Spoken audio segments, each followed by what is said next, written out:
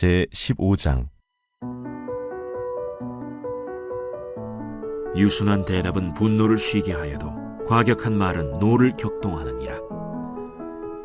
지혜 있는 자의 혀는 지식을 선히 베풀고 미련한 자의 입은 미련한 것을 쏟느니라. 여호와의 눈은 어디서든지 악인과 선인을 감찰하시느니라. 온순한 혀는 곧 생명나무이지만 패역한 혀는 마음을 상하게 하느니라. 아비의 훈계를 업신여기는 자는 미련한 자요 경계를 받는 자는 슬기를 얻을 자니라. 의인의 집에는 많은 보물이 있어도 악인의 소득은 고통이 되느니라. 지혜로운 자의 입술은 지식을 전파하여도 미련한 자의 마음은 정함이 없느니라. 악인의 제사는 여호와께서 미워하셔도 정직한 자의 기도는 그가 기뻐하시느니라. 악인의 길은 여호와께서 미워하셔도 공의를 따라가는 자는 그가 사랑하시느니라. 도를 배반하는 자는 엄한 징계를 받을 것이요 견책을 싫어하는 자는 죽을 것이니라. 수올과 아바돈도 여호와의 앞에 드러나거든 하물며 사람의 마음이리요. 거만한 자는 견책받기를 좋아하지 아니하며 지혜 있는 자에게로 가지도 아니하느니라. 마음의 즐거움은 얼굴을 빛나게 하여도 마음의 근심은 심령을 상하게 하느니라. 명철한 자의 마음은 지식을 요구하고 미련한 자의 입은 미련한 것을 즐기느니라. 고난받는 자는 그날이 다 험악하나 마음이 즐거운 자는 항상 잔치하느니라. 가산이 적어도 여호와를 경외하는 것이 크게 부하고 번뇌하는 것보다 나으니라. 채소를 먹으며 서로 사랑하는 것이 살진 소를 먹으며 서로 미워하는 것보다 나으니라. 분을 쉽게 내는 자는 다툼을 일으켜도 노하기를 더디하는 자는 시비를 그치게 하느니라. 우리 잠언을 통해 나의 마음속에 말씀을 품으며 그 말씀이 나를 이끌어가는 하루가 되시기를 축복합니다. 잠언은 지혜를 의인화해서 그 지혜를 소유해야 함을 권면하고 있습니다.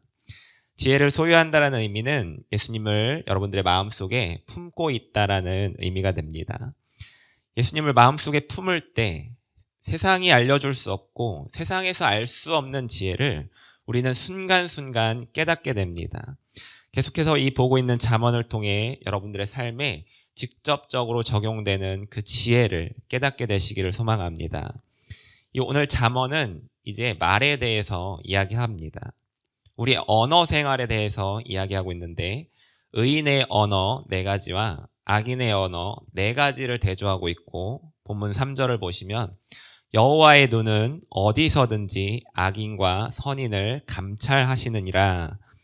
즉 우리의 모든 말과 행동을 하나님께서는 지켜보신다라는 말입니다. 거의 모든 사람들이 이 의사소통을 하기 위해서 말을 사용합니다. 말은 많은 종류가 있고 또 여러 나라에서 다양하게 사용하고 있습니다.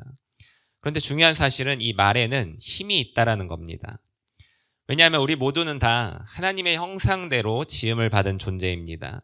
창세기 1장 27절에 보시면 하나님이 자기 형상 곧 하나님의 형상대로 사람을 창조하시되 남자와 여자를 창조하시고, 우리 모두는 하나님의 형상대로 창조되었기 때문에 하나님께서 가지고 있는 이 말의 능력이 우리에게도 있습니다. 그 이유가 창세기 2장 19절에 나오는데 여호와 하나님이 흙으로 각종 들짐승과 공중의 각종 새를 지으시니 그 아담이 무엇이라고 부르나 보시려고 그것들을 그에게로 이끌어 가시니 아담이 각 생물을 부르는 것 곧 그 이름이 되었더라. 하나님께서 아담에게 이 동물들을 만들어서 데리고 갔더니 아담이 이름을 불렀고 그 부르는 것이 다 이름이 되었다라는 겁니다. 즉 아직 죄가 아담 안에 들어오지 않은 상태에 이 아담이 부르는 대로 이름이 되었다라고 하는 건 아담 안에 이 하나님의 형상을 닮은 이 말의 힘이 있었다라는 겁니다. 그런데 이와 같은 말의 능력이 있었던 우리 안에 죄가 들어오자 그 말의 능력의 방향이 바뀌기 시작했습니다. 하나님 안에서 서로 사랑하며 행복하게 살고 있었던 이 아담과 하와가 뱀의 유혹으로 선악과를 먹게 되자 그 이후에 이제 하나님께서 아담에게 왜 네가 선악과를 먹었냐 하고 물어보니 창세기 3장 22절에 아담이 이르되 하나님이 주셔서 나와 함께 있게 하신 여자 그가 그 나무 열매를 내게 주므로 내가 먹었나이다 라고 대답합니다. 하나님께서 주신 여자가 나에게 주었다고 하면서 책임을 하나님께 그리고 자기 아내에게 돌리게 됩니다. 즉 서로를 사랑하기 위해 이 말을 사용했지만 이제는 바뀌어서 서로를 비난하고 탓을 하며 책임을 돌리는 모습을 보여줍니다. 우리는 교회 안에서도 이와 같은 상황을 맞닥뜨립니다. 서로를 위해주고 사랑의 언어를 이야기해야 함에도 불구하고 서로에 대한 비난을 하고 앞으로는 좋은 말을 해도 뒤에서는 험담을 할 수 있습니다. 그리고 누군가에 대해서 험담을 할 때는 시간이 굉장히 빨리 지나갑니다. 그리고 실제 그 사람이 그렇게 행동하지 않은 것도 실제 있었던 것처럼 이야기를 할 때도 있습니다. 그 사람 그런가 봐. 그런 사람이었나 봐. 고사성어 중에 3인 성호라는 말이 있습니다. 말 그대로 세 사람이 우기면 없는 호랑이도 만들어낸다라는 겁니다. 여러 사람이 모여서 한 사람에 대해 이야기하면 없는 이야기더라도 실제 사실로 그 모였던 사람들은 받아들인다라는 겁니다. 따라서 우리는 이 교회 안에서 말을 조심해야 할 필요가 있습니다. 나는 그런 의도로 말한 게 아닌데 이렇게 말이 전달되다 보니 많은 오해들이 쌓여서 그 말이 나에게 되돌아올 때는 정말 내가 해명할 수 없을 정도의 엄청난 일이 되어서 되돌아오게 됩니다. 그래서 꼭 해야 할 말이 아니면 말을 아끼는 것도 하나의 방법입니다. 말을 많이 하게 되면 그만큼 내가 하지 말아야 할 불필요한 말들을 많이 하게 되고 말을 많이 하게 되면 그만큼 말의 실수가 많아지게 됩니다. 여러분이 사용하시는 이 언어도 훈련이 필요합니다. 여러분들의 마음속을 한번 생각해 보시면 정말 누군가에게 보여줄 수 없을 정도로 정말 많은 더러운 것들이 가득 들어차 있습니다. 그래서 지금 우리는 그 더러운 것을 계속해서 말씀을 통해서 청소를 하고 있는 중입니다. 예수님께서 내 마음속으로 들어오셔서 그 더러운 것을 청소해주고 있는 게 바로 이 나의 마음속에 있는 이 현실입니다. 그런데 내가 신경 쓰지 않고 그냥 말을 막 내뱉게 되다 보면 내 안에 청소되고 있었던 그 쓰레기 같은 말 한마디가 순간 튀어나옵니다. 그렇게 툭 튀어나오는 나의 말은 나의 의도와는 상관없이 나의 목적과는 상관없이 누군가에게 상처를 주고 그렇게 상처받은 것들이 쌓이게 되면 이 관계에도 여러분 문제가 생기기 시작합니다.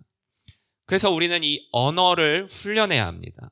내 안에 계속해서 여러분 말씀을 넣어야 하는 이유가 바로 이겁니다. 내 안에 선한 것이 나올 수가 없으니 끊임없이 말씀이신 이 예수님을 통해 내 안에 이 선한 것들을 여러분 채워 나가야 하는 겁니다. 그래서 누군가를 여러분 만나기 전에 그리고 중요한 대화를 앞두고 먼저 말씀을 묵상할 때 나의 입에서 그냥 그 쓰레기 같은 말들이 나오는 것이 아니라 내 안에 채워진 이 말씀이 나가게 됩니다. 이와 같은 훈련을 하는 것이 바로 이 교회의 공동체입니다. 교회 공동체 안에는 다 알고 있습니다. 내 안에 선한 것이 없고 그리고 이 내 말이 생명을 살리지 못하고 계속해서 상처 주는 말, 낙심하게 하는 말, 공격하게 하는 말들을 내가 내뱉을 수밖에 없지만 이제 예수님을 여러분들의 믿음으로 내 안에 가장 선한 분이 들어오셨고 그렇기 때문에 깨끗이 청소된 나의 마음속에 이 말씀을 읽고 묵상하면서 말씀이 자리 잡게 하고 그 다음에 사람들에게 나오는 말, 축복의 언어, 격려의 언어, 소망의 언어들을 사용하는 이 훈련을 통해서 이 사람을 살리게 만듭니다. 이 모든 것의 가장 궁극적인 목표가 바로 영혼의 구원입니다. 이와 같은 훈련이 교회 안에서 계속해서 이루어졌을 때 이제 비로소 우리는 세상 가운데 복음을 선포할 수 있는 준비가 된 것입니다.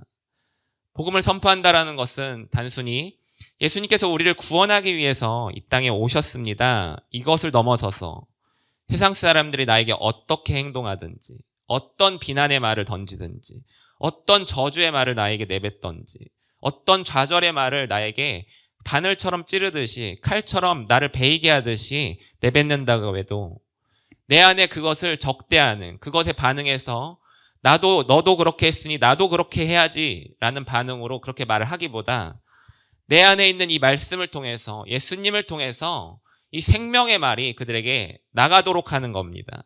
그게 바로 복음이 어떤 것임을 우리가 드러내는 역할인 겁니다. 그렇게 될 때 우리의 말이 아닌 말씀의 능력이 여러분들의 마음속에서 흘러나가게 됩니다. 그 말씀의 능력을 힘입어 복음을 선포할 때 비로소 그 영혼들이 구원받는 역사가 일어나게 됩니다. 말은 그저 내뱉는다고 능력이 있지 않습니다. 하나님의 말씀이 나의 실제 삶으로 드러날 때, 내가 말씀대로 행동하게 될 때 능력이 있습니다. 여러분, 사람들을 바라볼 때, 저 사람은 말을 하고 행동을 해. 그러면 우리는 그 사람의 말을 믿게 됩니다.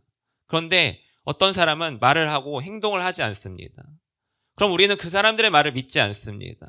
그 사람들의 말에 힘이 없는 겁니다. 여러분, 말을 하고 행동을 한다는 것은 그 말에 힘이 있다라는 것을 증명하는 겁니다. 여러분, 하나님의 말씀이 나의 실제 삶으로 드러날 때, 내가 말씀대로 행동하게 될 때 비로소 능력이 있게 됩니다. 내가 아무리 내 이웃을 내 몸처럼 사랑합시다 라고 얘기를 해도 내가 그렇게 살지 않으면 그 말은 공허한 메아리가 됩니다. 하지만 내가 실제로 나의 것을 남들과 나누고 기쁜 일과 슬픈 일이 있을 때 내일처럼 그들과 함께 할 때 비로소 그 말씀이 나에게 능력이 되는 겁니다. 여러분, 우리가 아무리 말씀을 읽고 아무리 기도를 해도 나에게 하나님의 이 말씀의 능력이 역사하지 않는 이유는 나의 말이 달라지지 않았고 또 나의 삶이 달라지지 않았기 때문입니다. 민수기 13장에 이제 출애굽한 백성들이 가나안 앞에 도착해서 정탐꾼을 보냅니다. 근데 정탐꾼을 보낸 이후에 그들이 와서 그 땅이 좋기는 한데 거기 사는 사람들이 정말 너무 크고 그 사람들에 비해 자기들은 메뚜기 같다라고 하자 온 회중이 이렇게 하나님을 원망합니다. 나를 애굽 땅에서 죽이시지 그러셨습니까? 나를 이 광야에서 죽게 놔두지 그러셨습니까? 그때 하나님은 민수기 14장 28절에 그들에게 이르기를 여호와의 말씀에 내 삶을 두고 맹세하노라. 너희 말이 내 귀에 들린 대로 내가 너희에게 행하리니. 나의 말이 하나님의 귀에 들린 대로 하나님께서 행하신다라고 하십니다. 내 입에 원망과 불평이 가득해서 죄악을 이야기하면 하나님이 그대로 내게 행하신다라는 겁니다. 오늘 잠언도 본문 3절에 여호와의 눈은 어디서든지 악인과 선인을 감찰하시느니라 라고 이야기합니다. 여기서 분명한 사실은 하나님은 언제나 나를 지켜보신다는 겁니다. 내가 어떤 상황에 처하더라도 나를 버려두지 아니하시고 나를 지켜보시고 내가 어떤 믿음을 가지고 어떤 행동을 하는지를 살펴보신다라는 겁니다. 이것이 우리에게 얼마나 위로가 됩니까? 이 사실을 믿으시기를 소망합니다. 하나님께서 눈동자처럼 나를 지켜보시고 나의 머리털까지 세시고 정말 나에 대해서 아무것도 모르는 게 없는 그분께서, 그 전능한 하나님께서 나를 항상 지켜보시고 나를 바라보신다는 이 사실이 나에게 얼마나 힘이 되고 얼마나 위로가 됩니까? 정말 나의 행동이 바뀔 때, 나의 삶이 바뀔 때 하나님의 능력이 내 안에 있는 말씀으로부터 시작됨을 여러분 선포하시길 바랍니다. 그 시작이 바로 나의 언어 습관을 바꾸는 것에서부터 시작합니다. 누군가에 대한 비난은 그 사람의 생명을 꺾습니다. 연예인들을 향한 수많은 악플 때문에 마음이 꺾이고 자살하는 경우가 종종 있습니다. 제가 인스타그램에서 본 한 문장을 소개하고 이 설교를 마치고자 합니다. 여러분, 단점을 보는 것은 본능이지만 장점을 보는 것은 재능이다. 우리 성도님들에게 내 옆에 있는 사람의 장점을 보며 칭찬할 수 있는 재능이 있으시기를 축복합니다. 나는 맞고 너는 틀리는 것을 확정하지 말고 대화를 하면서 나도 틀릴 때가 있다라는 이 마음의 공간을 가지시고 대화를 하시기 바랍니다. 그래서 상대방의 말을 통해 그 사람의 마음을 볼 수 있는 여유가 생기고 이 불필요한 오해가 사라지게 됩니다. 그렇게 하기 위해서 여러분들 안에 끊임없이 말씀을 넣으십시오.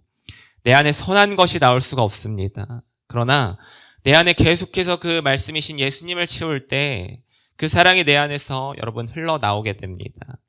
잠언 12장 18절은 이렇게 이야기합니다. 칼로 찌름같이 함부로 말하는 자가 있거니와 지혜로운 자의 혀는 양악과 같으니라.